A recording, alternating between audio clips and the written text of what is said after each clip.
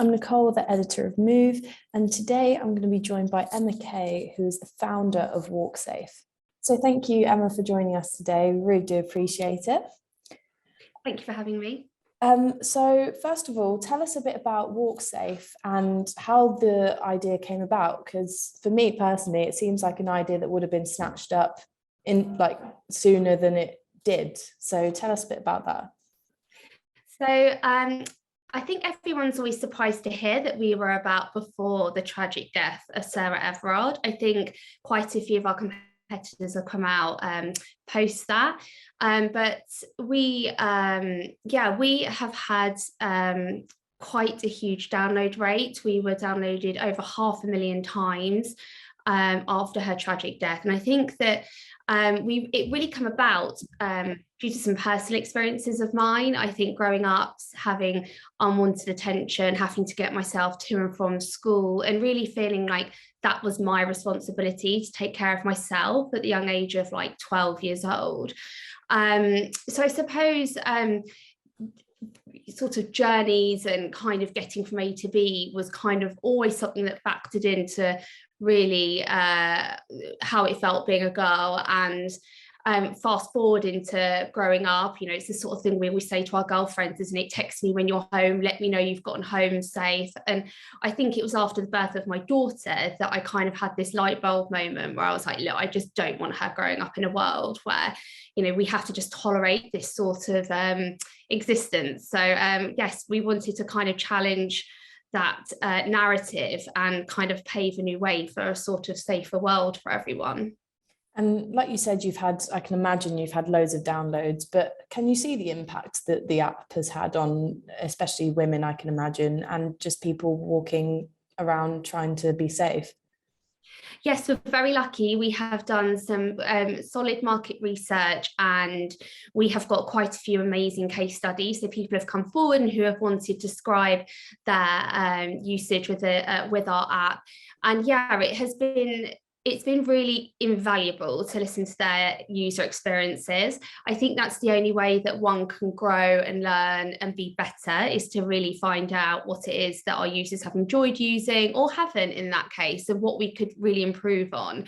So yeah, I think user feedback is critical. And yeah, I've had a really touching story sent to me recently, and yeah, it kind of spurs you on and kind of makes you keep going on those days where you find it all a bit tough.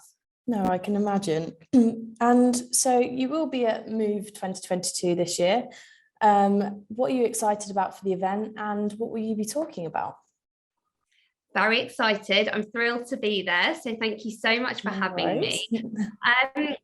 Do you know what? I think it's just such an exciting event because purely I just think everyone being under one roof, having that ability I think I still get that feeling of I can't believe we're all back out in the big wide world after COVID. So I think just being able to be all present, to be able to show up and listen to people's talks.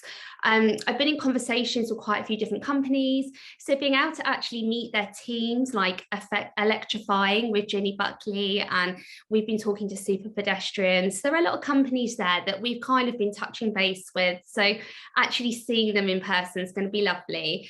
And yeah, just having that ability to learn and be inspired from other people throughout the day is going to be great. Yeah, no, definitely. And so what do you see that your developments will be in the next 12 to 18 months? It could be within the mobility industry, or specifically, what do you see for WalkSafe in the next coming years?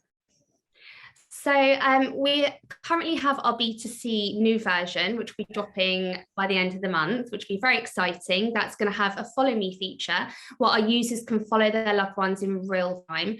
Again, off the back of user feedback. So really working on that development. And I think for the future, we're working on our B2B web app, which I will be touching on at my Move presentation. So if anyone wants to come see me, I will be discussing it.